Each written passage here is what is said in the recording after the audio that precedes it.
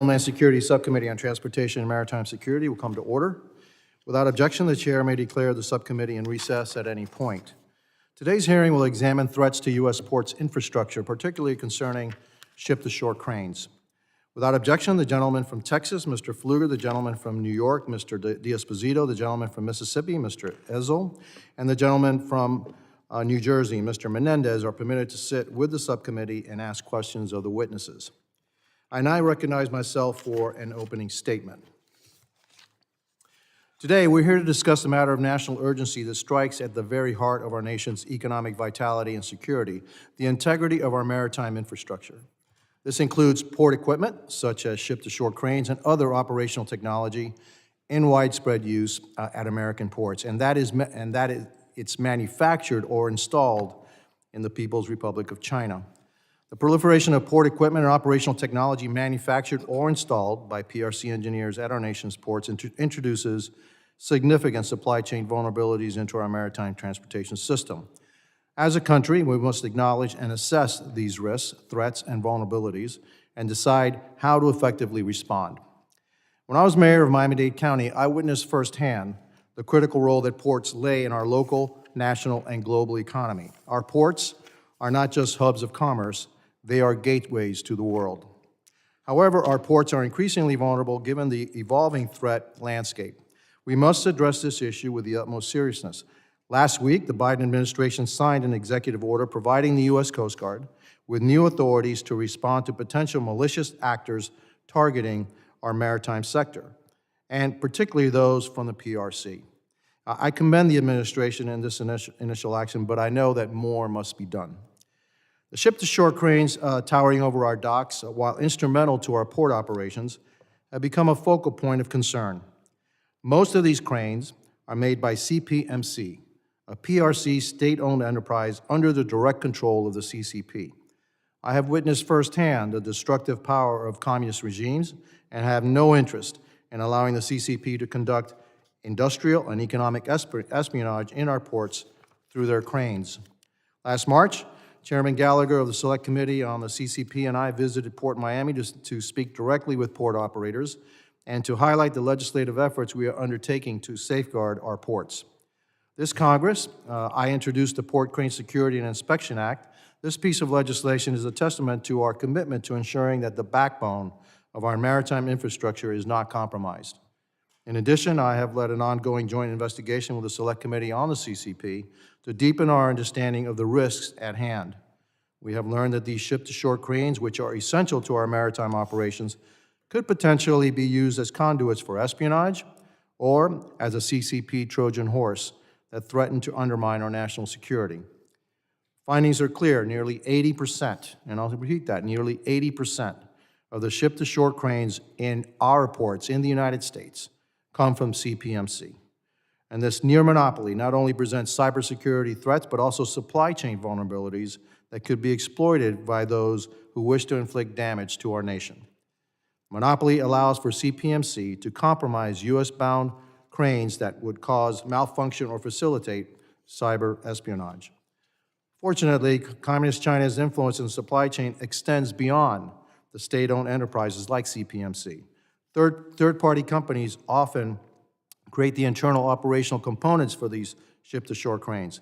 These include programmable logic controllers, which control many of the ship-to-shore crane systems, as well as crane drives and motors. In most cases, CPMC requires that these companies ship their components to the PRC, where they can be installed by CPMC engineers or technicians. In the context of our ongoing investigation, our committee has explored the role of ABB, a Swiss engineering firm.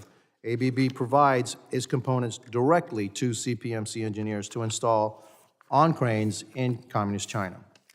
I have requested information from ABB's U.S. country holding officer about the company's supply chain security practices, as well as other companies with ties to the CCP. Better understanding their practices gives us a broader picture of how their components may be compromised. I was discouraged that ABB had not been as forthcoming as they should have been, particularly when it involves U.S. national security.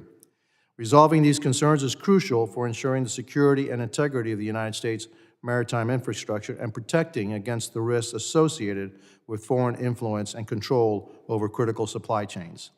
We cannot stand idly by while components of American maritime infrastructure could be weaponized against us. It is not just about commerce, it's also about national security, about protecting the very fabric of our society from those who seek to unravel it. Going forward, we must take decisive action to secure our ports, to invest in domestic manufacturing of port infrastructure, and to ensure that every ship-to-shore crane, every bolt, every piece of equipment that operates within our borders is safe, secure, and serves the interests of the United States. With that, I yield back, and now I recognize the ranking member, Mr. Thanador, for his opening statement. Good morning, everybody, and thank you, Chairman Jimenez, for your kindness in accommodating my lateness here. And I also thank you for calling today's important and timely hearing. Thank you also to our panel of witnesses for sharing your expertise today. The security of our nation's seaports is vital to the success of our economy.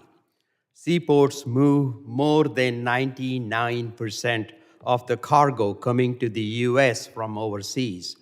They support more than 31 million American jobs and generate 5.4 trillion in total economic value, representing more than a quarter of nation's economy. The daily life of Americans everywhere depends upon the ability of government experts, port owners, operators, and their partners in stakeholders to protect ports and rest of the marine transportation system from both physical and cyber attacks. As ports have become increasingly networked and reliant on computer systems, the importance of instituting strong cybersecurity protections has arisen dramatically. We have already seen the devastating impacts of cyber attacks on ports can have. Cyber attacks on ports in the US and overseas have brought the transport of cargo to a standstill and cost hundreds of millions of dollars in economic damage. Thankfully, the Biden administration is taking decisive actions. Just last week, the administration announced a series of actions that will greatly enhance the cybersecurity of our nation's ports. Last Wednesday, President Biden signed an executive order to provide the Coast Guard the express authority to address threats to cybersecurity and mitigate vulnerabilities. The executive order also requires maritime industry partners to report cyber incidents and threats to government agencies. In addition, the Coast Guard issued proposed regulations to establish minimum cybersecurity requirements at U.S. seaports, covering a wide range of proven security measures to strengthen our cyber defenses. Finally, the Coast Guard has issued a security directive to address vulnerabilities posed by Chinese manufactured cranes, and President Biden announced an investment of more than $20 billion to improve port infrastructure and initiate domestic manufacturing of cranes. Taken together, these actions represent the single largest advancement in port cybersecurity in history. These actions are just the latest in Biden administration's comprehensive approach to addressing long-standing cybersecurity threats to critical infrastructure. Following Colonial Pipeline ransomware attack, the administration committed to raising the cybersecurity baseline and across all critical infrastructure sectors, including by using existing authorities to set baseline cybersecurity standards. At President Biden's direction, the Department of Homeland Security initiated a series of cybersecurity sprints which encourage key owners of operators in certain sectors to make security investments in partnership with the federal government. These sprints leverage DHS resources and enhance cybersecurity across a wide range of critical areas. To date, these sprints have covered ransomware, the cybersecurity workforce, industrial control systems, transportation, and election security. In addition, the Transportation Security Administration has issued a series of important new security requirements addressing cybersecurity across a range of transportation modes, from pipelines to mass transit, rail to aviation. Last November, the Biden administration announced the creation of supply chain resilience centers within DHS, which will help coordinate and advance efforts to secure chains from disruptions. In addition to its sector-by-sector assessment of cybersecurity risks, the Biden administration has taken seriously the growing threat posed by our most sophisticated adversaries. Notably, in April 2023, Secretary Merkes directed DHS to undertake a 90-day People's Republic of China threat sprint, which evaluated, among other things, security threats the People's Republic of China poses to U.S. supply chains. The administration is taking bold actions to address cybersecurity threats and vulnerabilities, not just for cranes and ports, but across all sectors of critical infrastructure. Now it is time for Congress to do our part. We sit here today on the verge of a potential government shutdown yet again, because House Republicans have placed extreme political demands above their responsibility to govern. I'm hopeful the plan announced by congressional leaders yesterday will help keep the government open. A government shutdown would be devastating to the Coast Guard's operation, including its efforts to implement cybersecurity enhancement. I look forward to hearing more about these critical efforts from our witnesses. And Chairman, I yield back. Thank you to the ranking member. And now other members of the committee are reminded that opening statements may be submitted for the record. Again, I am pleased to have a distinguished panel of witnesses before us today on this critical topic. I ask that our witnesses please rise and raise their right hands. Do you solemnly swear that the testimony you will give before the Committee on Homeland Security of the United States House of Representatives will be the truth, the whole truth, and nothing but the truth, so help you God? Let the record reflect that the witnesses have answered in the affirmative. Thank you, and please be seated. I would now like to formally introduce our witnesses. Rear Admiral Derek Trinket serves as Director for Strategic Plans, Policy, and Logistics for U.S. Transportation Command. Rear Admiral Wayne Arguin serves as the Assistant Commandant for Prevention Policy for the U.S. Coast Guard. Rear Admiral John Van serves as the Commander for the U.S. Coast Guard Cyber Command. And Ms. Christina Brzezowski serves as the Acting Assistant Secretary for the Trade Economic Security Office of Strategic Policy and Plans for the Department of Homeland Security, and I challenge you to do that in one breath.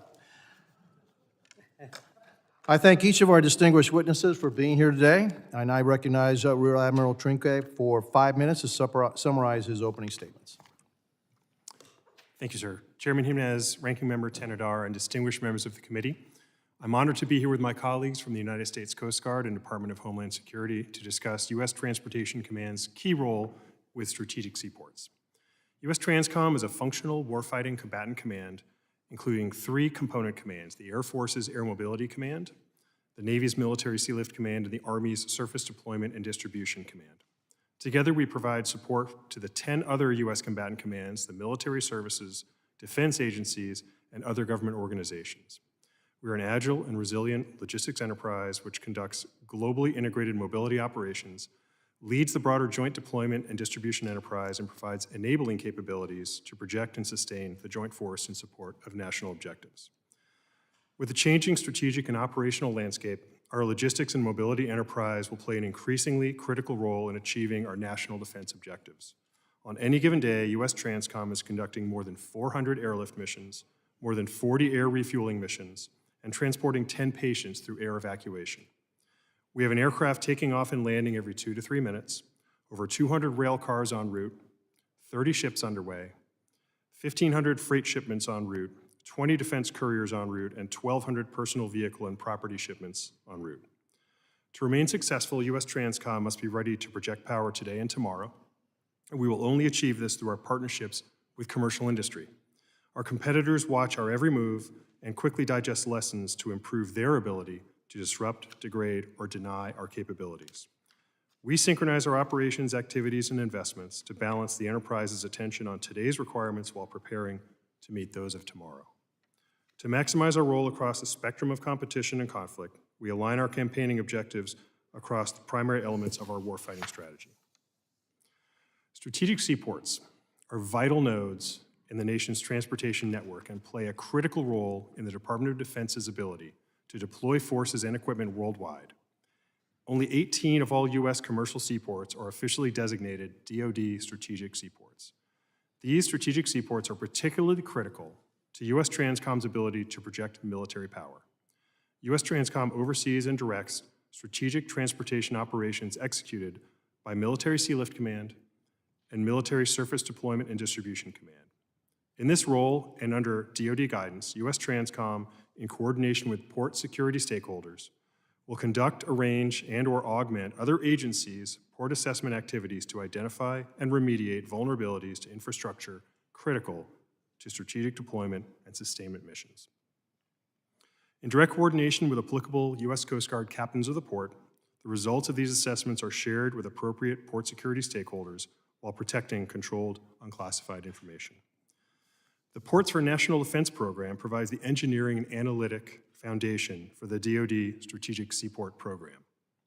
We work with our partners in the National Ports Readiness Network, including Surface Deployment and Distribution Command, Military Sea Lift Command, U.S. Northern Command, U.S. Army Forces Command, the U.S. Coast Guard, U.S. Army Corps of Engineers, the Transportation Security Agency, and the Department of Transportation's Maritime Administration, who also serves as the chair for the NPRN, to establish formal coordination and cooperation with the commercial seaports most important to DoD. U.S. Transcom is the Department of Defense's single port manager and maintains agreements with each of these commercial ports to support timely access to the facilities needed to conduct a large-scale rapid deployment.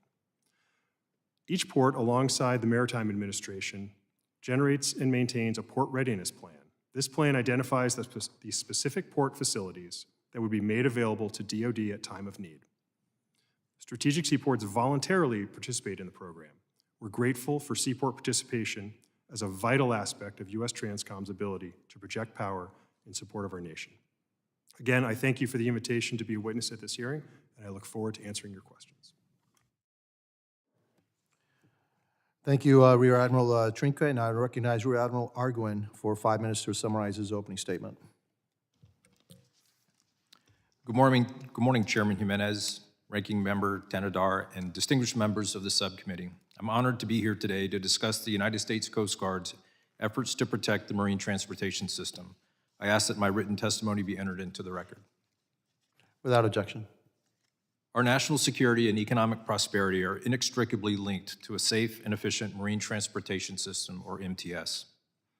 The vast system of ports and waterways that make up the MTS supports $5.4 trillion of annual economic activity, accounts for the employment of more than 30 million Americans, and enables critical sea lift capabilities, allowing our armed forces to project power around the globe.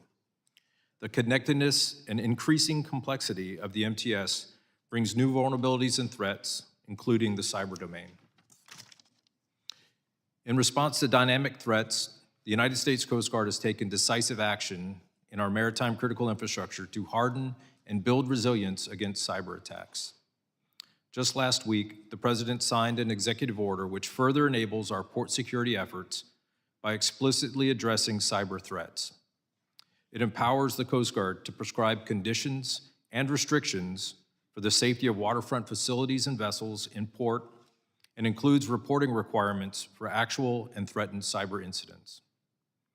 With this authority, the Coast Guard issued a directive requiring specific risk management actions for all owners and operators of cranes manufactured by the People's Republic of China. While the specific requirements are deemed sensitive security information and cannot be shared publicly, our captains of the port around the country are working directly with crane owners to ensure compliance. Last week, the Coast Guard also released a proposed rulemaking to set baseline cybersecurity requirements for vessels, facilities, and outer continental shelf facilities. The service stresses the need for public participation in the proposed rulemaking. The diversity of the maritime industry and the dynamic nature of the cyber threat make public comment critical. While the Coast Guard is focused on implementing the major efforts initiated last week, work is far from done. The MTS is indeed a system where an attack on one segment has a potential to affect others. This demands collaboration across government and industry to ensure that a unified and coordinated response to cyber challenges in the maritime domain. Like all other risks to the MTS, cyber risk is a shared responsibility. As such, the Coast Guard will continue its work across all levels of government and engage with industry to assess security vulnerabilities, determine risk, and deploy mitigation strategies. This layered approach, from the local to international level, is critical to the size, diversity, and interconnectedness of the MTS. As the proven prevention and response framework is applied to prevent and minimize disruptions to the MTS in ports around the country, I'm grateful for the support of this committee to ensure the Coast Guard has the authorities and the resources needed to stay ahead. I look forward to your questions on the vital work the Coast Guard does every day to safeguard America's ports. Thank you for the opportunity to appear before you today and for your continued support of the United States Coast Guard. Thank you, Rear Admiral Arguin. I now recognize Rear Admiral Van for 5 minutes. Summarize his opening statement. Good morning, Chairman Jimenez, Ranking Member Tanadar, and distinguished members of the subcommittee. I'm honored to be here today to discuss the protection, defense, and resiliency of the marine transportation system, the MTS, from today's cyber threats. I ask that my written testimony be entered into the record. Without objection. The Coast Guard is committed to addressing cybersecurity risks and responding to cyber incidents in the marine environment to ensure our nation's economic and national security. The size, interdependence, complexity, and criticality of the MTS makes it a prime target for criminals, activists, terrorists, state-sponsored actors, and adversarial nation-states. The diversity of potential malicious actors and their increasing levels of sophistication present substantial challenges to stakeholders and government agencies focused on protecting the MTS from these evolving cyber threats. The threat of disruptive cyber effects to our critical infrastructure, specifically to the MTS, require us to be vigilant, proactive, collaborative, and resourceful. Cyber intrusions and attacks, such as ransomware attacks, have a devastating impact on transportation critical infrastructure. A successful cyber attack could impose unrecoverable losses to port operations and electronically stored information, hampering national economic activity and disrupting global supply chains. The increased use of automated systems in shipping, offshore platforms, and port and cargo facilities creates enormous efficiencies and introduces additional attack vectors for malicious cyber actors. This growing reliance on cyber physical systems and operational technologies requires a comprehensive approach by all stakeholders to manage cyber risks and ensure safety and security of the MTS. With the support of Congress, the Coast Guard has invested in growing and maturing Coast Guard Cyber Command to assess, identify, and respond to cyber risks and threats. CG Cyber currently has 2 cyber protection teams, or CPTs, with a 3rd CPT expected to reach full operational capability later this summer. Using Coast Guard authorities, the CPTs partner with local captains of the port and industry to address cybersecurity risks in the MTS. In fact, a Coast Guard CPT was the first federal cyber response team in 2021 to identify probable port network intrusion by a People's Republic of China actor known as Volt Typhoon. Our ability to share information and critical vulnerabilities with the Cybersecurity and Infrastructure Security Agency, CISA, and law enforcement partners enabled a timely response and rapid mitigation of risks with that port partner. CG Cyber's Maritime Cyber Readiness Branch, subject matter experts in cybersecurity and marine safety, regularly engages with industry to improve cyber literacy and support Coast Guard captains of the port in measuring cyber risk. We will soon release the 3rd annual Cyber Trends and Insights in the Marine Environment Report, which provides key insights into trends to aid industry and other stakeholders to identify and address current and emerging cyber risks. Through consistent work and collaboration with other departments, agencies, and industry, CG Cyber shares critical vulnerability information, mitigation strategies, and threat intelligence. Our CPTs regularly deploy with Department of Defense and CISA teams to provide maritime and operational technology subject matter expertise around the globe. We are better and more resilient because we exercise and execute operations together. I look forward to continuing this conversation and appreciate the opportunity to answer your questions. Thank you. Thank you, Rear Admiral Van. I now recognize Ms. Brzezowski for 5 minutes to summarize her opening statements. Good morning, Chairman, Ranking Member, and distinguished members of the subcommittee.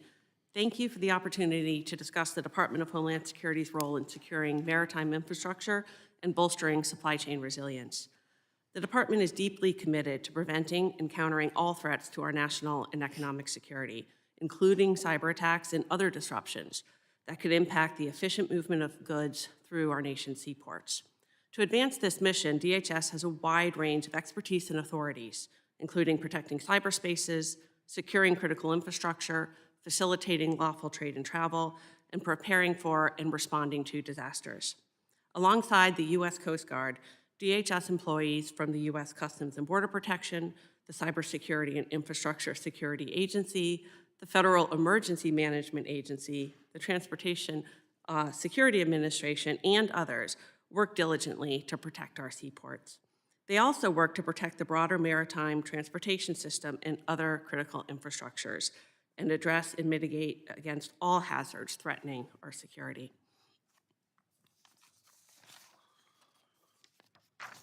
At DHS, we are incredibly vigilant and committed to making maritime ports and other critical infrastructures and supply chains as secure as we can. But we live in a world of constantly evolving threats. We know that adversaries are constantly probing and developing new tactics, and that supply chains are vulnerable to a wide range of shocks and disruptions. That's why DHS operational components are continuously monitoring for new risks, providing key services to the private sector, and ensuring that they also recognize and manage these risks as both core business risks and as fundamental to national and economic security. That's also why we've established a new Supply Chain Resilience Center within the department. The new center serves to coordinate the department's supply chain efforts and work with partners and allies to research and assess potential threats and plan how we can bolster resilience throughout the U.S. supply chain. The DHS Supply Chain Resilience Center supported the development of the executive order on amending regulations relating to the safeguarding of vessels, harbors, ports, and waterfront facilities, and the Coast Guard's related Maritime Security Directive, both announced last week. And we will continue to support the Coast Guard and other DHS operational components as they amplify and execute on these new provisions. Since our launch, the DHS Supply Chain Resilience Center has connected and collaborated across DHS components with the U.S. interagency and with private sector partners from the transportation and trade communities. We have engaged to share our concerns with industry and seek their feedback on potential risks posed by port cranes and other port equipment and systems manufactured by the People's Republic of China. We supported the development of cybersecurity practices and conducted internal tabletop exercises to assess how the department would respond to a disruption from these types of potential threats. And we are also engaging with international partners to learn more about their perceptions of the risk and to share our insights on practical mitigations to further U.S. supply chain resilience. Looking ahead, we'll focus on issue areas where we can bring the full weight of DHS authorities and expertise to bear to counter PRC threats not only today, but into the future. We're committed to effectively employing all appropriate tools to secure these vital supply chains and facilitate the trade that keeps our economy functioning. We will work very closely within the new cabinet-level Council on Supply Chain Resilience and with our interagency partners, including the Departments of Commerce, Transportation, and Defense, to bring a whole-of-government approach to this vital mission. In addition to the Supply Chain Resilience Center's work, my office is also responsible for representing the Department of Homeland Security in interagency processes to screen foreign direct investment for national security risks, namely the Committee on Foreign Investment in the United States, or CFIUS. We play a leading role in reviewing cases that implicate U.S. critical infrastructure, including our ports, and the broader trade and logistics sectors of which they are a part. Our national security and economic prosperity are inextricably linked to a safe and efficient maritime security system, which of course includes our seaports. Each day, DHS plays a critical role in facilitating the safe and secure flow of millions of tons of cargo shipments into the U.S. market. We know that a port disruption can snarl supply chain and impact the delivery of goods, and that's why the department is committed across our operational components and through the new Supply Chain Resilience Center to exercise the full range of our authorities, partnerships, and expertise to ensure Americans get the goods and materials they need. Thank you again for the opportunity to testify, and I look forward to answering your questions. Thank you, Ms. Brzezowski. Members will be recognized by order of seniority for their 5 minutes of questioning, and I recognize myself for 5 minutes of questioning. During my my conversations with the firm ABB, we found out that while they supply many of the motors, drives, et cetera, software for a crane, the crane built in China is the steel structure, and then the things that operate it and move and all are sometimes manufactured in China, all right, wholly manufactured in China, and sometimes they're manufactured by other companies, some of which are Western companies, ABB being one of them. One of the things that I found most disturbing about that testimony or our conversation was that they relayed to us that ABB actually ships their motors, software, hardware to the PRC, and that by contract, the CPMC gives to them, CPMC engineers will be installing that hardware, software, et cetera, that makes the cranes go. Admiral Van, is it possible that during that process, the CPMC could be installing malware, ransomware, or Trojan horses in the software that's actually provided by, and the hardware actually provided by, Western companies? Thank you for the question, Mr. Chairman. What we have found in our activities, our operations aboard ZPMC cranes and the networks on the cranes that connect to the cranes and shore side that communicate with the cranes are either by design vulnerabilities of open connections. And again, I say by design because oftentimes the monitoring of the cranes and the maintenance of the systems on board the cranes is done from a hub outside the port or in the port land side infrastructure and then communicated to the crane through a connection. So we have found, I would say, openings, vulnerabilities that are there by design. What we have not found is instances, as you put it, of malware or a Trojan horse type software.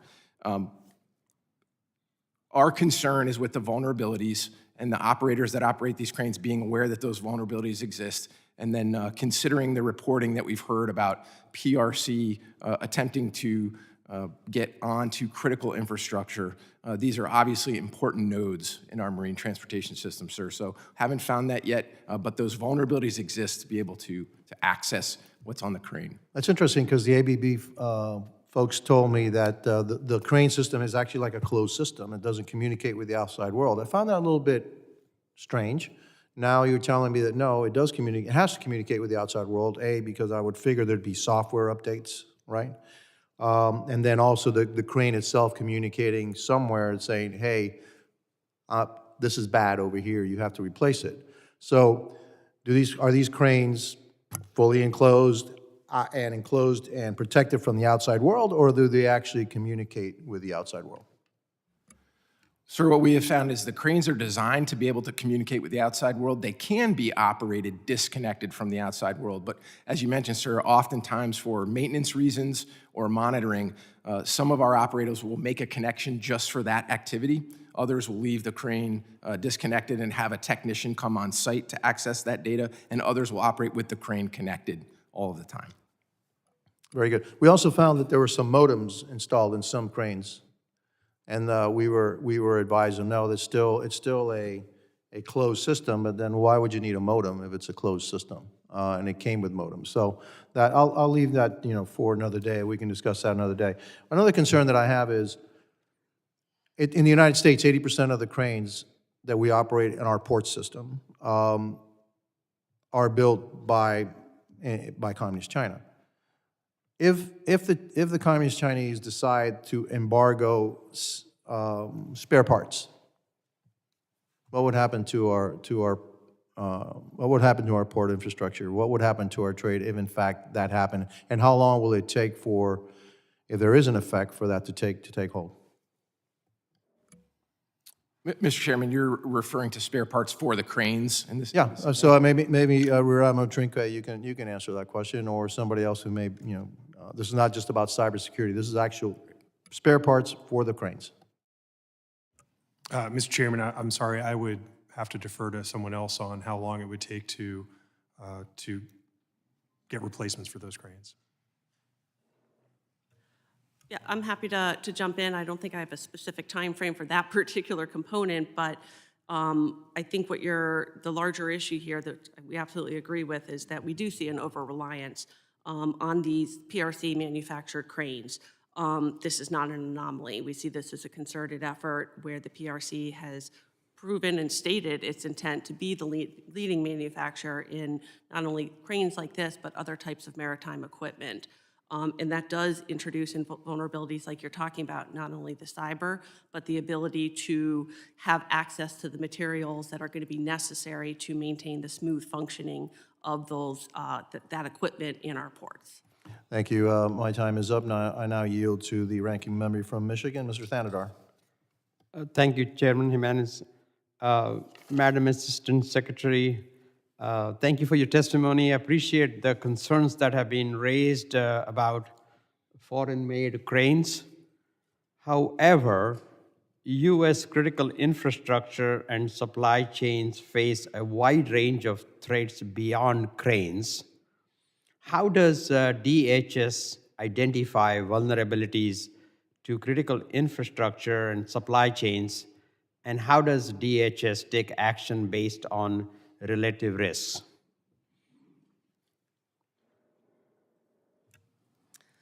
Absolutely. I think you have made a good point in that not only the role of seaports are indispensable to national security, but broader supply chain security, resiliency and efforts are indispensable. DHS has a wide mission, as I mentioned in my opening statement: trade facilitation and enforcement, protecting our cyberspaces, critical infrastructure security, and emergency preparedness and response. And we have to execute on all of those missions across the totality of critical infrastructures.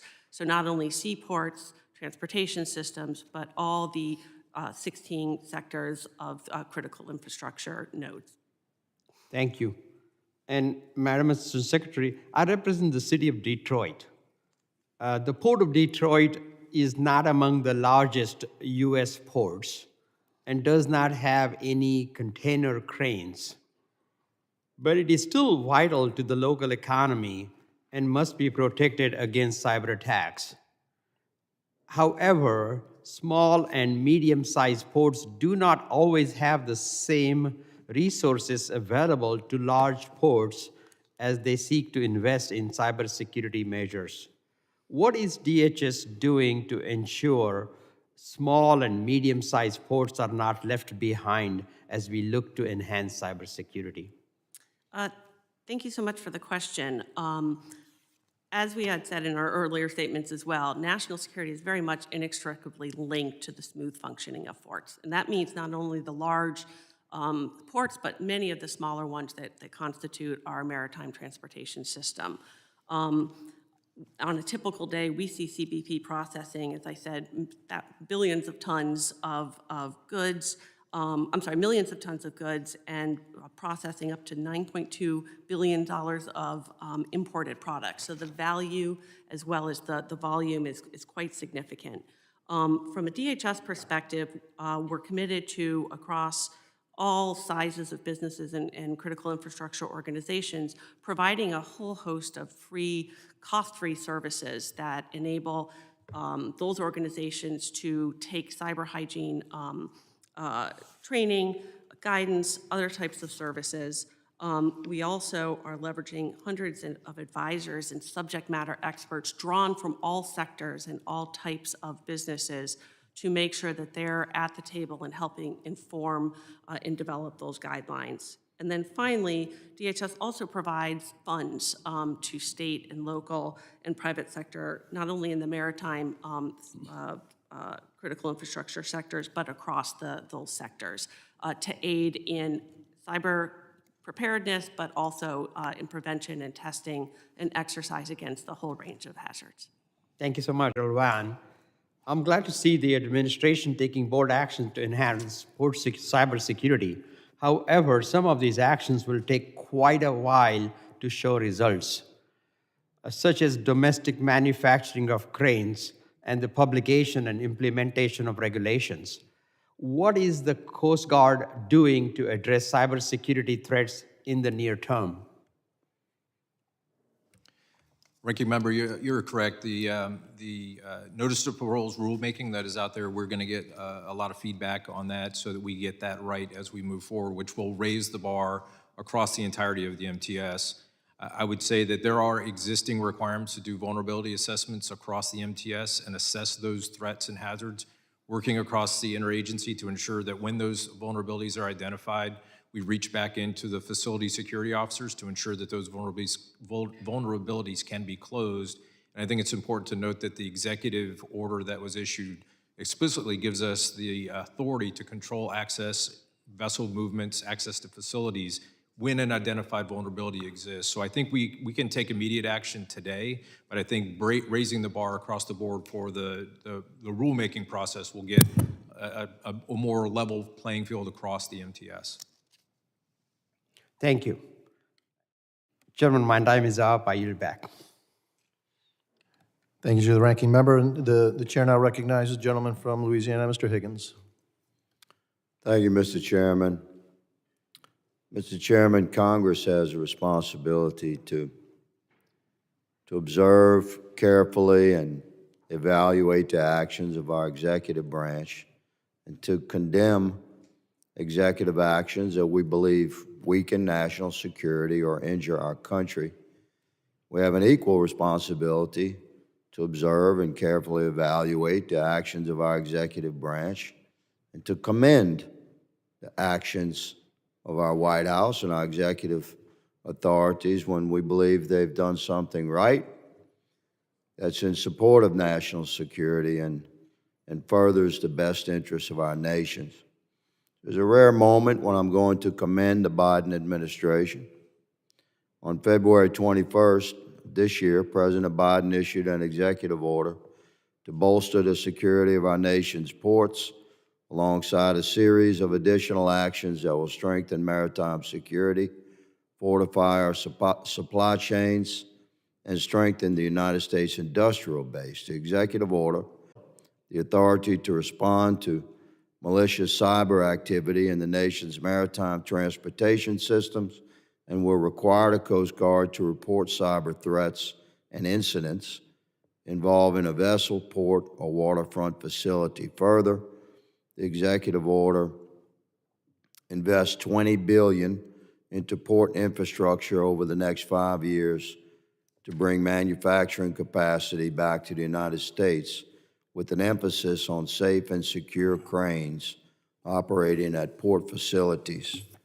In 2022, Chairman Jimenez introduced H.R. 6487, the Port Crane Security and Inspection Act of 2022, which would limit the operation of foreign cranes in U.S. ports. Specifically, foreign cranes are defined in that bill as those that are manufactured by companies that are subject to the control or influence of a country designated as a foreign adversary and using software or other technology that connects that crane to the port's cyber infrastructure. I was a co-sponsor of that legislation, and Mr. Chairman, that sort of effective response from Congress as our legislative branch and from the White House as our executive branch, that's what's required for our nation to respond to emerging cyber threats.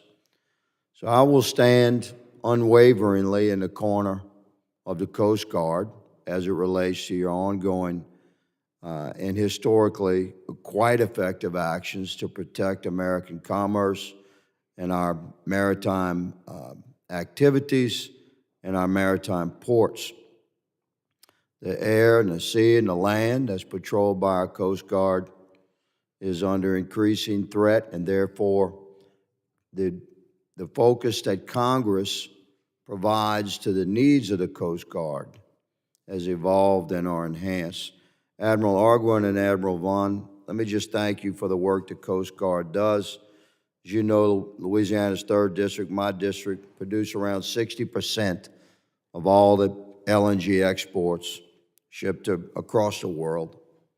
A 2022 Government Accountability Office report found that the Coast Guard has a shortage of approximately 400 marine inspectors.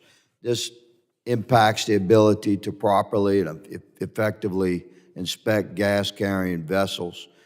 Admiral Arguin, can you speak to how military recruiting challenges are affecting Coast Guard readiness and how the Coast Guard plans to fill those billets, including the 400 Marine inspectors needed to conduct gas carrier exams? Congressman, we are actively investing in our recruiting efforts to bring in not only Marine inspectors, but the entirety of the shortfall that we see, roughly 3,000 billets that are impacting our ability to deliver the effects that Congress and the American public expect. Yes, sir. So Admiral, clearly the Coast Guard's squared away. You're doing your best to fill these slots. But can you, as we have a shortage of inspectors, could you address your statement to what are your thoughts on using risk-based approach to conduct inspections of LNG vessels, which is highly recommended by some of us? Congressman, the Commandant's been very clear. We need to think differently about how we do our business, and whether that's a resource issue or just thinking about the ability to get after ensuring compliance with existing standards or evaluating the safety of a particular vessel. A risk-based approach is something that we are certainly interested in applying based on not only resource shortfalls, but just the risk associated with those types of platforms. It gives us a different way to assess compliance and safety and security of vessels. We are in support of risk-based inspections, and you can count on my office to be at the Coast Guard's avail, gentlemen, ma'am, as we move forward with expanding risk-based inspections to LNG vessels. Mr. Chairman, my time has expired, and I yield. Thank you, gentleman from Louisiana. The chair now recognizes the gentleman from New Jersey, Mr. Payne.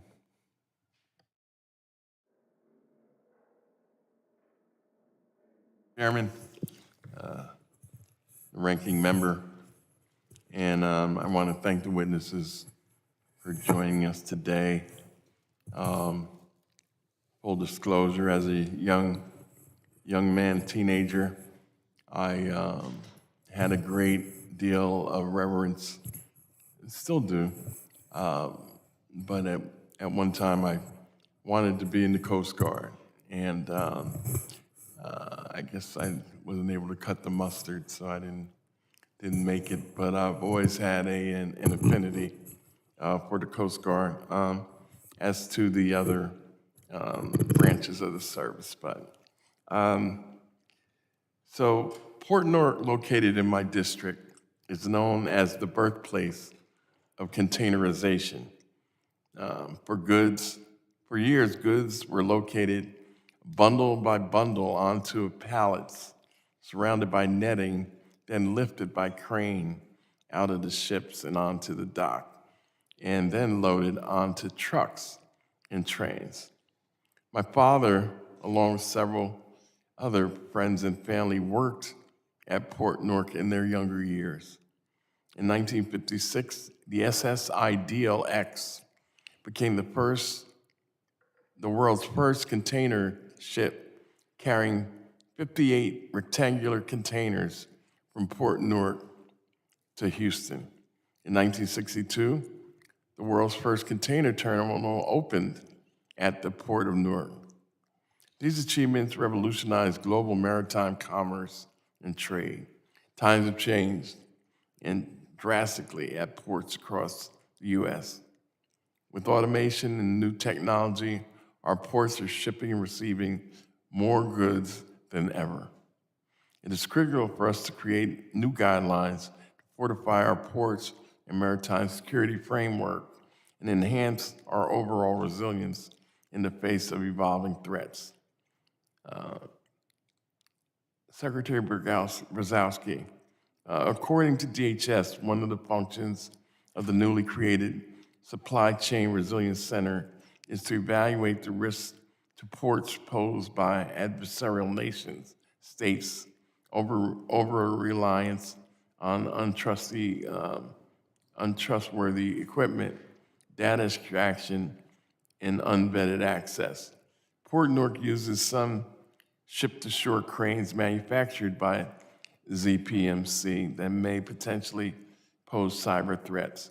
Are there any examples where over-reliance on ZPMC cranes has led to vulnerabilities to port security? Yeah, thank you for the question, and thank you as well for that shout out about the history of containerization and the revolution, how it's revolutionizing the shipping industry. I think we really are and agree at such an inflection point right now. Particular to the presence of these PRC manufactured cranes and whether we've seen any specific vulnerabilities, not to my knowledge, but I think as we're taking a close look at this issue, it's because of the potential for such a risk and the known exploitation by the PRC of critical infrastructure, even domestic critical infrastructure sectors. Yeah, I believe that there are 200 cranes that they have had, and I believe the Coast Guard has made a check of 92 of them, haven't found any problems. The SCRC plans to conduct at least 2 tabletop exercises in 2024 to test the resiliency of the critical cross-border supply chain with other U.S. federal agencies, foreign governments, and industry. One critical component of that, I believe, could be addressed with exercises and engagement and coordination with local governments. Will opportunities be presented for local governments to participate or gain knowledge so that they are well prepared in the event of an incident? Absolutely. State, local officials, as well as state and local critical infrastructure organizations are going to be a key point of any tabletop exercises, and will certainly be part of the ones that we are planning under the Supply Chain Resilience Center. Thank you very much, and I yield back. Thank you, gentleman from New Jersey. The chair now recognizes the gentlewoman from Florida, Ms. Lee. Thank you, Mr. Chairman. Building domestic infrastructure capacity is critical to reducing our reliance on foreign-made machinery, safeguarding our seaports from debilitating cyber attacks, and maintaining functional equipment. Thoughtful consideration of modernization of procurement policies to benefit the utilization of domestically manufactured equipment is critical to mitigating our reliance on cranes produced by foreign actors. Due to cost, regulations surrounding procurement, and other limitations, nearly all cranes used in U.S. seaports are manufactured in China. This includes 2 of the 5 cranes at Port Tampa Bay. I appreciate the thoughtful discussion and testimony we've heard already today about this issue and how we can be working together to mitigate these threats and ensure that our ports are safeguarded. I'd like to follow up, Secretary Brzezowski, with you on this question. As members of Congress, we spoke a little bit earlier about supply chain as it relates to cranes. I'm interested in your thoughts on what we can be doing as members of Congress to work with DHS to help build domestic infrastructure capacity for components of the supply chain as it relates to our cranes. Thank you very much for the question. Again, thank you for your leadership, and I think we agree that there's very serious vulnerabilities associated with an over-reliance on any type of supply chain component that's not produced here in the United States. The Department of Homeland Security is not in the position of providing a lot of the incentives to incentivize domestic production beyond our partnerships with them to make sure that they're understanding that being part of a secure and resilient supply chain is something that's going to afford them opportunities. If an adversary, we know that if an adversary is exploiting some of these systems, the port can completely shut down. That's why we're working very closely with the Department of Transportation, the Department of Commerce, on some of these incentive programs. So I think full funding of those programs, communication out to your constituencies about the availability of these programs, and a amplification of the vulnerabilities that we're seeing from a security perspective would just raise the attention and promote further production of some of these capabilities. Thank you. Admiral Arguin, one of the other things that we've heard mentioned today is the executive order that the President recently signed to empower the Coast Guard to issue directives regarding cranes manufactured in the PRC. Can you touch on what actions, how crane operators have responded and how this is affecting your operations? So, ma'am, the Maritime Security Directive required notification of affected crane owners and operators within 48 hours. We've touched base with each one of those crane operators. They've acknowledged that that the Maritime Security Directive applies to their operations. And so we're now continuing the conversation about what needs to be done within the elements of the sensitive security information to close those vulnerabilities. If there are questions that come up about the specific details, then my colleague at Coast Guard Cyber will be able to support, or others that have technical supporting roles will be able to help them close those vulnerabilities. And then there's a window that we will have confirmation that all of those vulnerabilities have been closed within those ports. And Admiral Van, would you add to that response for us? Yes, Congresswoman. As was alluded to, if it's determined that vulnerabilities do exist, as I mentioned earlier, open doors in the network on the cranes or to the cranes, the services that we provide from Coast Guard Cyber Command assess those vulnerabilities, can hunt to see whether or not there's adversarial action on the crane network, and then help the operator eradicate it. There are other sources of these types of services. Some companies have them internal to their organizations. Others can hire this kind of help, but we can validate behind someone else's actions. We actually will deploy out into the port onto the crane network, and we're doing that now. As was mentioned, we've assessed almost half of the PRC manufactured cranes in the country already. Thank you, Mr. Chairman. I yield back. Thank you to the gentlewoman from Florida. And now the chair recognizes the gentleman from New Jersey, Mr. Menendez. Mr. Chairman, Mr. Ranking Member, thank you for convening today's hearing on port cybersecurity and for allowing me to wave on. To our witnesses, thank you for being here. In my time on the Subcommittee on Cybersecurity and Infrastructure Protection, I've been proud to work with our federal partners and private industry stakeholders to improve the security of our critical infrastructure. New Jersey's 8th Congressional District is home to the largest port on the East Coast, where hundreds of billions of dollars of goods move each year. The smooth and effective movement of cargo through the Port of New York and New Jersey is critical to our economy, both regionally and nationally. I'm glad to be able to participate in today's hearing as we discuss how we can continue to keep our ports safe from cyber threats.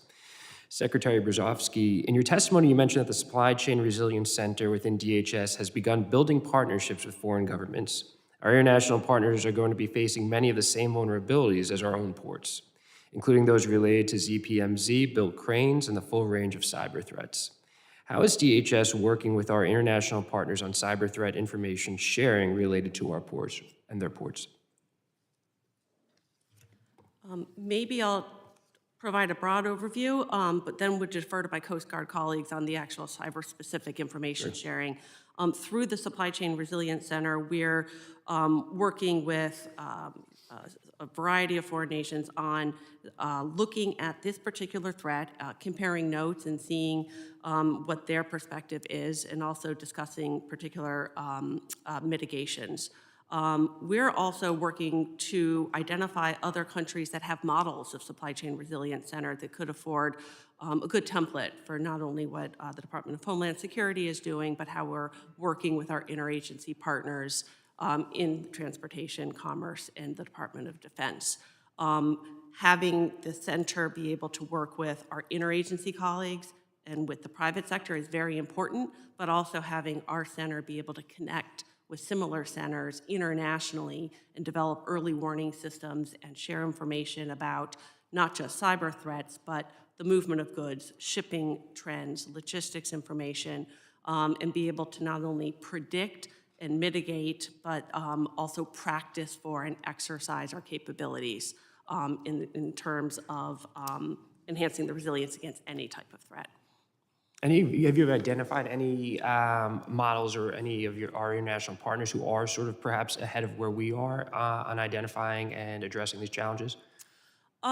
We've had great conversations with a range of international partners. One with our colleagues in Finland stands out. They've maintained a supply chain resilience center that has kept domestic production and has exercised against a range of hosts, throughout the Cold War, since World War II, they're operating on a different scale than we are. But many of the models, the frameworks, and the ideas are ones that we are finding very valuable and informative. Appreciate that. We've talked a lot in our cybersecurity subcommittee this Congress about how to streamline reporting requirements to make sure they're effective. The Coast Guard seems well positioned to lead in this area because of the existence of the National Response Center, which is the single reporting point for physical security breaches at ports and has a mature process for passing that information to federal, state, and local agencies. For any of the witnesses that would like to take this, could the Coast Guard leverage the existing National Response Center to streamline cyber incident reporting?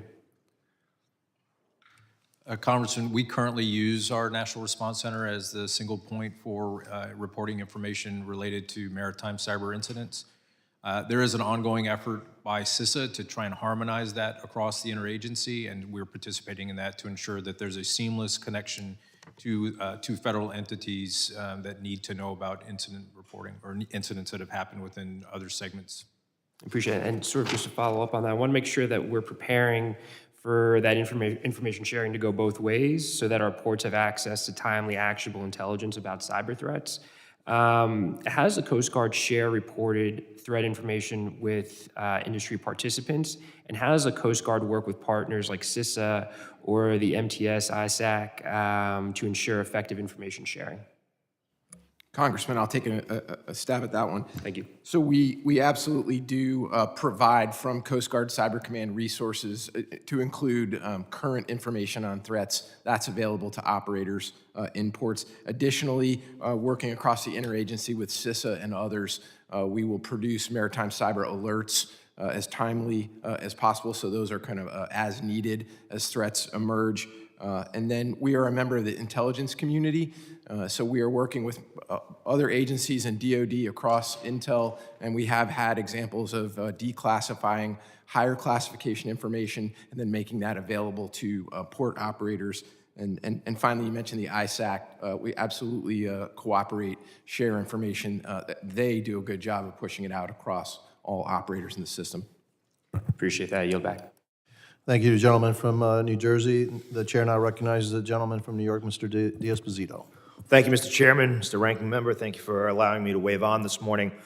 Thank you to the panel for being here and for your service to this country. I represent New York's 4th District, which is Nassau County on Long Island, and I know how important the Port of New York and New Jersey is to not only New York, but our region and, of course, this country as a whole.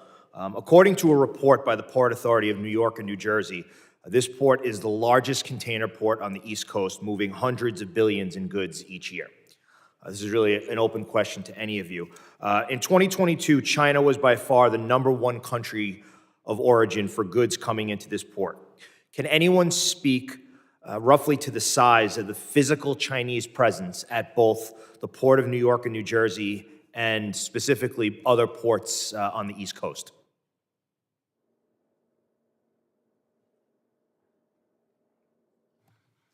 Not all at once.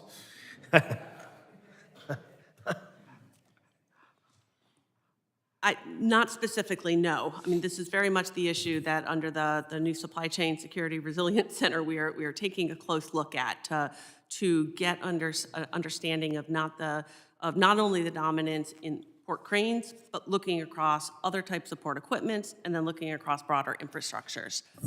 Okay, so I think we would agree that there is a presence. Obviously, the goods are the presence, and they have a physical presence at the ports. So are there any implications for our cybersecurity due to their large presence, not only physically and the goods in the ports of New York and New Jersey and the Northeast? Congressman, I would just say that what we experience when we operate on critical infrastructure networks in ports, on operational technology, in information technology networks, there are, I guess I would offer, there are a number of vectors by which access can be gained. It could be physical access, it could be remotely through networking and communication lines that come in from the outside, or conceivably it could be a local physical presence that then either connects through a physical connection or a Wi-Fi connection to a network. So that doesn't directly answer your question, but certainly presence adds a threat vector, if that does. So I think that it's important to realize our ports, obviously, there's so much that goes into the logistics of the ports, whether it's the physical port itself, the trucking industry, the warehousing, the cargo that's in the port. Can you just describe the implications? Because I think it's sort of hard to understand the implications of even what a short-term halt would do to a port like the Port of New York and New Jersey. Congressman, what I would maybe try and take a sort of the view is any disruption, cyber or otherwise, a hurricane, anything that would cause a ripple in that very tightly fine-tuned system will have really diverse impacts. And so part of what each local sector commander, captain of the port is focused on each and every day with their teams is to ensure that are we looking at the right things to determine whether or not those disruptions are predictable? And if they are, what can we do to minimize that disruption downstream? There's, it's one aspect of the marine transportation system is to get the cargo to the port. There's an entire rest of that conversation that will be impacted downstream. And so we are hyper-focused on that. I know that the Supply Chain Resiliency Center is also looking at that to ensure that that disruption is minimized to the extent possible. Right, so specific to, again, talking about responses and shutdowns at ports, and obviously, to your point, there's so much that goes into preparing and mitigating, and we always want to ask ourselves, are we better off today than we were yesterday in preparation for whatever the inevitable is? So how fast would the Coast Guard be able to respond to an incident at the port? And specific to New York and New Jersey, I mean, is it almost instant? So we maintain a 24/7 presence in all ports, and so as soon as we are aware of the challenge, we'll decide which teams need to be involved at understanding the impact of that, and then what we need to do to minimize that disruption. Mr. Chairman, my time has expired. I yield back. Thank you to the gentleman from New York. Now the chair recognizes the gentleman from Texas, Mr. Pfluger. Yeah, thank you, Mr. Chairman, and thanks for allowing me to wave on. I appreciate the witnesses for your service, and also during this time through our own investigation here on Capitol Hill and through your efforts. I think every American should be concerned about even the possibility of the vulnerability that we see in our ports with regards to the Chinese Communist Party and their use of trade to facilitate, many different nefarious actions. So I'll start with Admiral Trinket. To the extent that you can you share what policies or plans that Transcom has taken under the National Port Readiness Network that use Chinese manufactured port equipment and technology to make sure that we are secure, and what those vulnerabilities are? Congressman, thank you very much for the question. Our strategic seaports are critical to our ability to project and sustain the joint force, and so the National Port Readiness Network allows us at an interagency level to assess and remediate risks in those ports. Specific to the technology to which you refer in our strategic seaports, when we deploy out of an Army unit, for instance, out of our strategic seaports, it is generally not using those cranes. It is generally using other types of vessels, other modes of transport. Additionally, in our strategic seaports that do have those cranes, there are other cranes that could be used. And so our current assessment is none of our strategic seaports right now are wholly dependent on those cranes. Okay. I'll go to Admiral Van. During our investigation, we learned that ZPMC manufactures many of its ship-to-shore cranes at Shengjing base, which is also very close to the Qingqing Island, which is close to where the PLAN produces a lot of its warships. Obviously there's the proximity and just knowing how many of these companies operate inside China is concerning. So, number one, are you aware that the ZPMC ship-to-shore cranes used by U.S. ports are manufactured near the PLAN shipbuilding site? No, Congressman, I was not aware that the construction of the cranes occurs at a location close to a PLA Navy site. Does anybody on the panel want to take a stab at this, or is this something that y'all are aware of? Congressman, I was not aware of that. I don't know that that increases the level of risk, because I think we view the proliferation of Chinese technology in our seaports as a potential strategic risk, regardless of where in the PRC they're constructed. Yeah, I mean, it's hard not to think that it wouldn't increase the risk if their proximity was either co-located or on the same island, or that they share, either some sort of trade secrets or intellectual property. I mean, there's some of these things that we don't know. So I maybe disagree with you slightly that wouldn't increase the risk. But I guess what the question here is, what are we doing about those types of things, whether geographically co-located or there's a network of leadership that is tied together? What are we doing as a U.S. government to either prevent that or stop those vulnerabilities? It looks like you want to answer. So I won't really dive into stop the manufacturer piece. That's really outside of my lane. What I would say is the executive order, specifically with respect to the Chinese manufactured cranes, required certain things to be done to close known vulnerabilities and assess those vulnerabilities to ensure that they cannot be exploited. And then our proposed rulemaking would require a vulnerability assessment across all modes, regardless of where something had been manufactured, to understand where there may be exploitable connectivity, and then requirements that would close those down. So to some extent, regardless of where you manufacture something, we would understand where there potentially doors were open, and so that we could close those doors to prevent some sort of nefarious activity. Okay. Well, talking about the executive order, and I'll go to Ms. Brzezowski. Was this executive order in any way linked to Volt Typhoon and the malicious activity that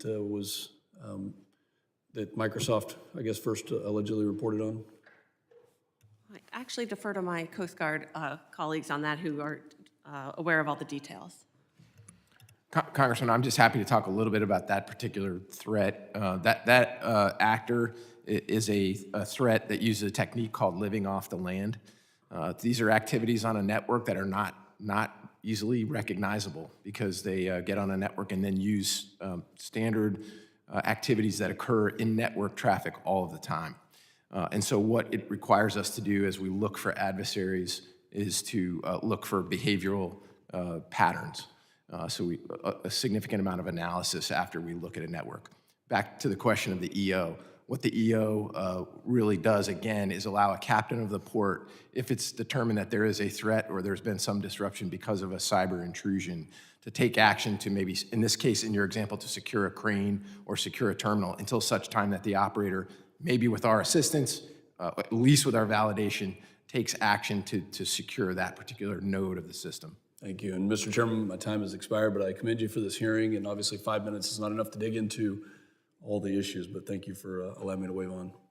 Thank you, gentleman from Texas. The chair now recognizes the gentleman from California, Mr. Garcia. Thank you, Mr. Chairman. I'm proud to represent a district that includes Port of Long Beach. It's one of the largest ports in the United States and the second largest container seaport. The Port of Long Beach is a city department in Long Beach, and when I was mayor for the last 8 years, the harbor department was a huge part of the work that we do in the city and, of course, across California and the West Coast. I'm also proud to co-chair the Congressional Ports Caucus, and security of our ports is incredibly important and a top priority for us and the work that we do. We know that the port's impact on the economy is critical, and of course we saw its impact when we had the supply chain crisis just not long ago. My port alone handles trade valued at over $200 billion every year, and we support 2.6 million jobs throughout the supply chain and throughout different types of trade and transportation jobs across the country. And it's great to see bipartisanship today on this issue. I will love to add that I think President Biden has been a great leader on issues around ports and security. I think the investments being made in the infrastructure bill are significant, and he's also taken reasonable and common sense steps to improve maritime security. Last week, of course, he had his executive order, which got support from both sides of the aisle as well. Chairman Jimenez and I also work together as former mayors, as co-chairs of the Peru Caucus, which is nice to say also to have bipartisan support there as well. Now, under the executive order, the U.S. Coast Guard will have the authority to respond to cyber attacks or espionage in the supply chain with new standards. We will also require reporting of cyber incidents or active cyber threats endangering vessels, harbors, ports, or other waterfront facilities. We know this is critical because we know that the maritime supply chain include many overlapping companies and actors as well. Now, our hearing today, I know, is focused on cranes, which is critical and surely has to be discussed and investigated. But we know that cyber attacks can hit anywhere in the supply chain, including at port terminals or vessel communications. Rear Admiral Van, I'm sure you're familiar with the history of ransomware attacks, which have impacted port operations, including back home in California and around the world. Can you speak more about how President Biden's executive order will increase security at other parts of the supply chain, from terminal operators to other important communications networks? Yes, Congressman, what the executive order does is give that local captain of the port the ability to either react to a known threat or respond to an actual attack. Not just to cranes, but to all of the operational technology in the marine transportation system and business systems as they apply to impacting the operations of ports. And so in our work in the Coast Guard Cyber Command, we go about the business of assessing the vulnerabilities that exist, about notifying partners that we talked about with threat information, and then about locating malicious activity and helping port partners eradicate it. Again, the executive order gives that local captain of the port the opportunity, the ability to keep the port safe and secure while a cyber threat is addressed. Thank you. I want to also just to add on that, Rear Admiral, the issue of the way automation is also changing our needs around being cyber secure, and certainly it's impacting not just cranes, but all other types of vehicles and equipment at our ports and harbors. Do you see that the increase in automation, which there is some concern about, and certainly from the ILW dock workers and others, does that actually increase our kind of vulnerability to cyber attacks and to some of these concerns being shared today?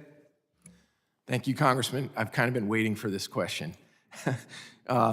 Absolutely. As we increase automation, while it brings efficiencies, it increases the terrain, the cyber terrain that we must protect.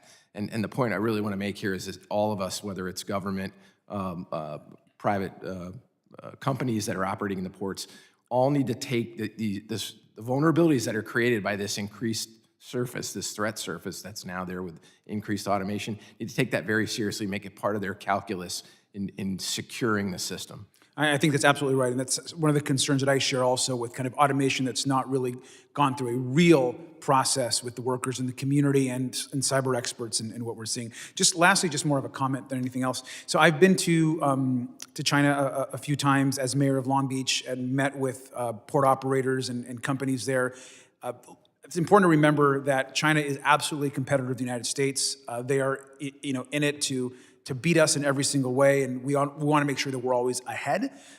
It's also critical to note that China is our single largest trading partner in the United States on the West Coast especially. And our ports all on the West Coast depend on Chinese trade. And so we must look at China both as a competitor, but also a strategic partner when it comes to commerce. West Coast ports would collapse without Chinese trade, and millions of jobs would be lost, certainly in districts like mine and others along the West Coast as well. And so we have to, I think, both balance those while continuing to push and understand the real threats that China poses to our economy and certainly to cybersecurity. And with that, I yield back. Thank you, gentlemen from California. I'll be open to a second round for those who want to stick around. So there's some other questions that I want to ask. So I know you were expecting it, but here we go. All right. As you know, the testimony is being I'm listening to the testimony. My mind goes somewhere else. I know about cybersecurity, but my mind goes to actual physical impediments. None of you, I don't believe, have the answer to my question. What would happen if China somehow embargoed spare parts, maintenance, et cetera, of cranes? What would happen to our ability to move our commerce? Because 80% of the commerce that comes in the United States through the seas, actually somehow a Chinese crane touches it. Because we have 80% of the cranes in this country are actually are Chinese manufactured. Another question that I have is, how do they get there? How were they able to achieve such dominance, and are they increasing their dominance around the world, and how can we combat that? Not sure, again, that any of you have the answer to that question, but maybe you have the answer to this question. I have recently came back from Peru and a Codel down to South America, Panama. Interesting that the canal that we built has Chinese controlled port on the Pacific side and on the Atlantic side.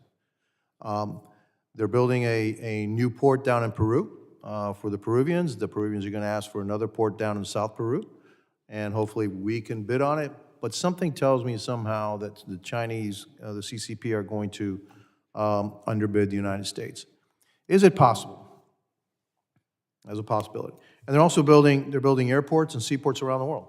Is it possible that without safeguards, that our trade can actually be disrupted across the world with the dominance of the cranes, not only the cranes, but also the ports, in a nefarious fashion, so that Chinese manufactured goods, et cetera, flow very, very smoothly, but somehow American manufactured goods and trade don't flow quite as smoothly.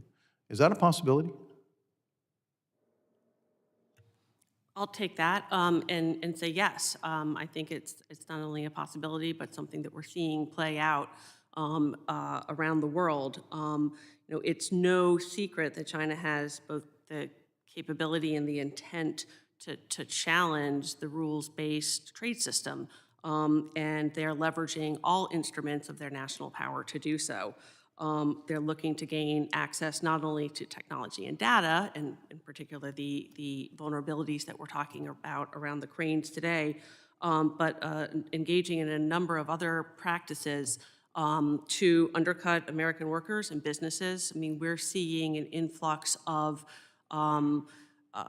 production of fentanyl through American ports, if you're talking about physical ports. We're seeing a use of vile practices associated with forced labor to undercut the competitiveness of U.S. and other global companies and bringing goods to market that are not only made in a means that are very contrary to U.S. values, but undercut, as I said, legitimate businesses that can't compete in that type of situation. And we're also seeing that we're malign economic influences coming in through investments.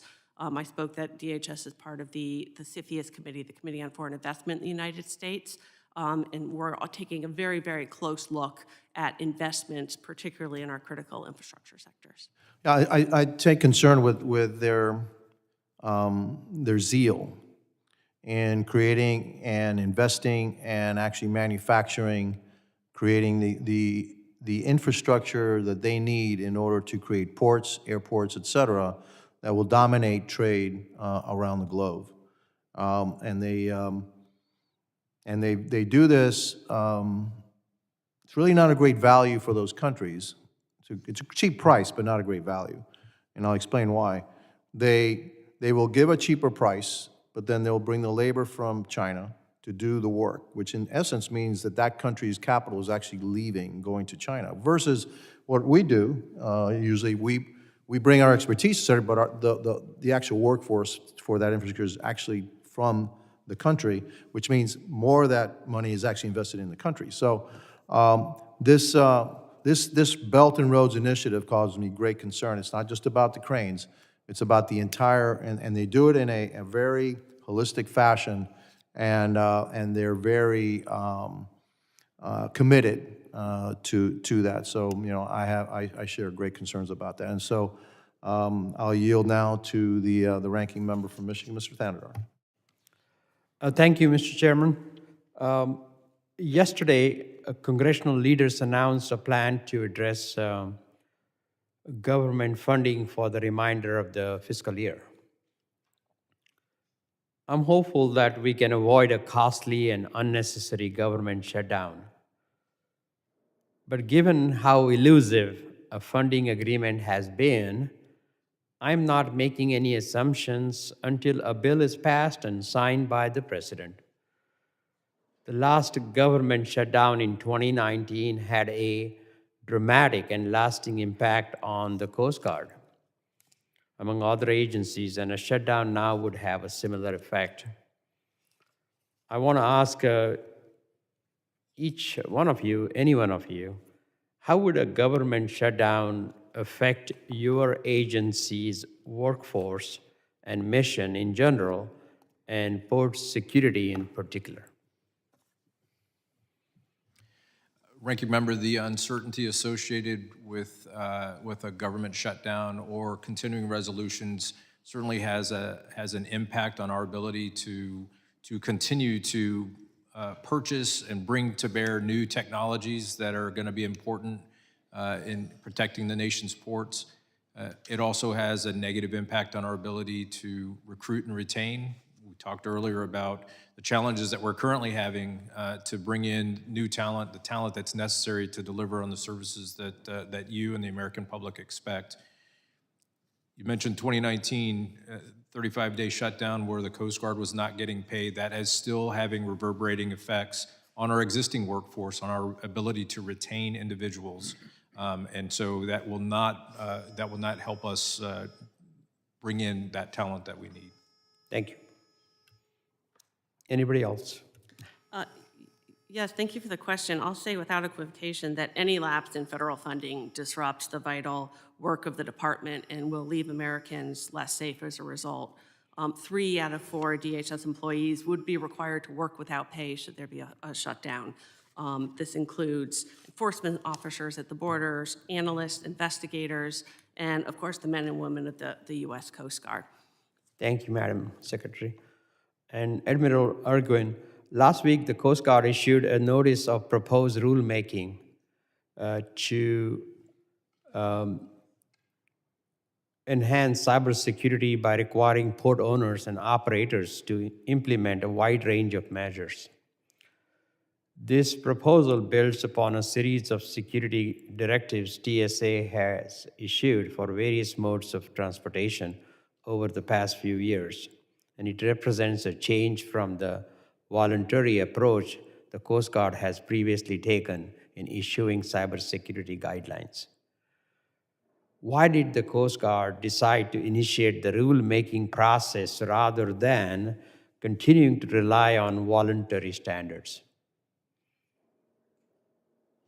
Ranking Member, I think the entirety of this hearing has kind of highlighted the increasing vulnerabilities, the increasing connectedness of systems within the marine transportation system, and those vulnerabilities and its long-term consequences of not doing something, requiring vessels and facilities that operate in that system to have an elevated standard. We're very much interested in getting feedback on whether or not that standard is going to be effective, but we also recognize that whatever standard gets put in place is going to have to regularly evolve given the emerging threats. Thank you. And how did the Coast Guard coordinate with TSA in developing the proposed rulemaking? How do the Coast Guard's requirements mirror those issued by TSA, and how do they differ? Ranking Member, so every 2 weeks we have a cybersecurity interdepartment conversation about where each of the interagency rulemakings are in the process. So we were looking to harmonize that just within the department.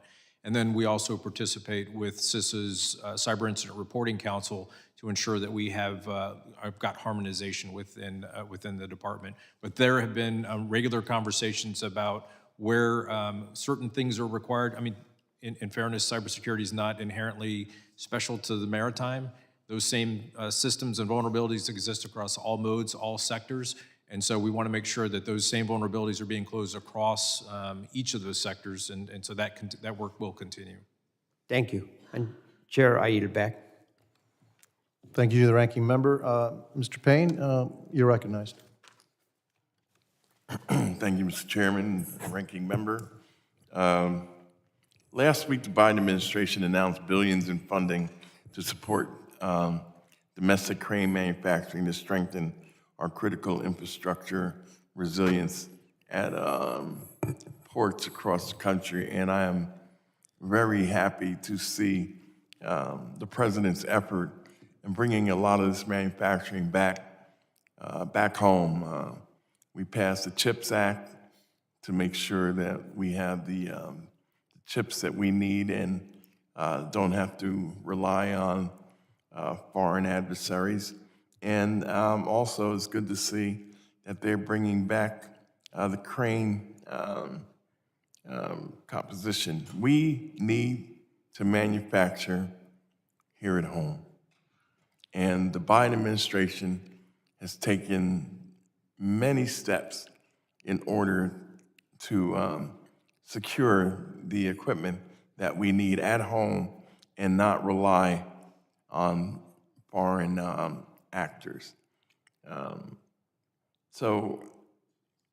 Assistant Brzezowski, as the administration makes these needed investments, how will the SCRC ensure opportunities are made available to local business, particularly minority-owned operated businesses, to serve as contractors or subcontractors? Thank you very much for the question. The Supply Chain Resilience Center is working across the interagency to identify the areas where, from a security perspective and a resilience perspective, we'd like to see domestic production increase. We work very closely with the other agencies that are going to be responsible for administering those funds that go out to incentivize some of that return of production. That includes departments of transportation and commerce. Of course, as we would love to see and very much believe that local businesses, local critical infrastructure operators will be a key part of bringing some of those production capabilities back under some of these incentive programs. Thank you. Rear Admiral Arvin, considering that the Port of Newark is a crucial hub that drives economic activity both locally and nationally, and I ensure it remains that way, how will the Coast Guard work with ports to ensure that they have full understanding of the required cybersecurity measures and to check for compliance? Congressman, so Captain Zeta Merchant, who's the current sector commander, captain of the port, regularly engages with industry stakeholders within her operational area.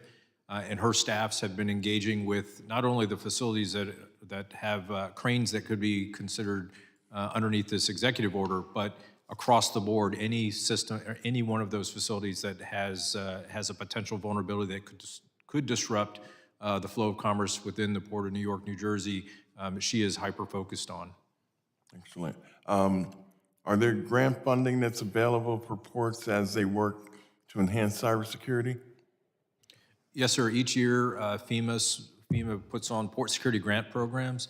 The local sectors, captains of the port, support bringing in industry stakeholders, evaluating those proposals against potential buy-downs of risk, and then we provide those recommendations to FEMA for a decision on whether or not those particular grants would be supported. Well, thank you for that, and I thank you for your answers from all the panel. Thank you for your service to this country, and with that, I'll yield back. Thank you, gentleman from New Jersey. The chair now recognizes the gentleman from California, Mr. Garcia. Thank you. Just to circle back, I'm trying to remember, if someone knows, the company that actually produces most of the Chinese cranes is ZPMC, I believe, if that's correct. And maybe this was discussed earlier. So, interestingly enough, I've been to the ZPMC factory in China when I was mayor, and especially because so much of our economy was port-related and working, they obviously have a huge American presence as well, and are very present in the Long Beach, Los Angeles area. And of course, their operations are immense and incredibly impressive. And so I just want to add to what my colleague was saying is the one thing that I took away from that experience was how lacking our ability to produce this level of infrastructure is in the United States. We have nothing near ZPMC's kind of output because they're producing globally. And my concern would also be is that this is not only a national security issue for the United States, where we import numerous ZPMC cranes, but it's a national security issue across the world, where every port that they're building or every crane that's going to another port, the Chinese do have influence or the ability to possibly have disruptions there. And so I just want to add that anything that we can do as a committee or as members to assist in encouraging the production of cranes and port manufacturing here in the United States is something that we must do. And I'm not sure if there's a comment on that from anyone. I'm going to jump on that because I would love a second bite at the apple of a prior question about what Congress can do. Of course, as we stand up the Supply Chain Resilience Center, we're pulling from existing resources within the department. Would love to work with Congress to fully fund that effort and ensure that we've got the capabilities, as do our other departments that we'll be coordinating with, to deep dive, have that analytical visibility, the research capabilities, and to be able to really create an agile and responsive capability in service of ensuring supply chain resilience. Thank you. And then I have one question that's unrelated. It's about the Conception fire, and I want to touch on this topic. In Southern California, the Conception fire, obviously, for those that don't know, was a dive boat that caught fire, sank off the Santa Cruz Island off the coast. 33 passengers and 1 crew member were killed when a fire broke out below decks. Worst maritime disaster in California in over 150 years. We obviously want to make sure that this doesn't happen again. The NTSB's report on the accident concluded they had a safety management system. They concluded that had a safety management system been in place, the owner-operator of Conception could have identified unsafe practices and fire risks on the boat and taken corrective action before the catastrophe and loss of life occurred. We know that the Coast Guard obviously is involved in looking at this. The Coast Guard, since 2021, we believe has not really been producing as quickly as we would like to see the information. This was three years ago. Last year, I asked about making progress on the rulemaking and was told, quote, the Coast Guard is actively working on the notice of proposed rulemaking for the safety management systems on passenger vessel rulemaking, unquote. Admiral Algren, it's almost been a year since then. I can best tell there's been no real progress made, and maybe there has been. I know this falls under your command for prevention policy, so I'm just wondering when the Coast Guard will issue a proposed rule for safety management systems for passenger and small passenger vessels.